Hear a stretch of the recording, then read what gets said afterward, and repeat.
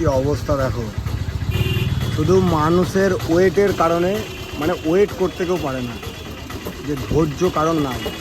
এদিকে বাসটা দেখো, এদিকে লাগিয়ে দিয়েছে, এদিকে বাস, এদিকে আমরা লাইনে আছি। তো চার চাকাগুলো কীভাবে ঢুকে দেওয়া হচ্ছে, চার চাকা অটো টোটো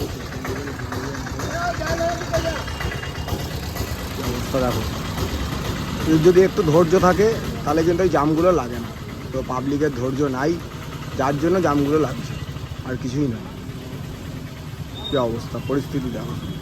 আমি এখানে 2 ঘন্টা দাঁড়িয়ে আছি কন্টিনিউ, 2 ঘন্টা ধরে দাঁড়িয়ে আছি, এখনও জাম ক্লিয়ার হয়নি, আর ক্লিয়ার হবেও না আশা করি যতক্ষণ পাবলিক চলাচল করবে। কী পরিস্থিতিটা দেখো শুধু। এদিকে রেলগেটের জাম লেগে আছে, আমরা ডান সাইডে রয়েছি, বাঁ সাইডে বাঁ দিকে যে রয়েছি, তো রেলগেটের জামের জন্য দাঁড়িয়ে আছি। আর ডান দিক দিয়ে 4 চাকা, বাইক, বাস সবাই ওভারটেক করে বেরোচ্ছে।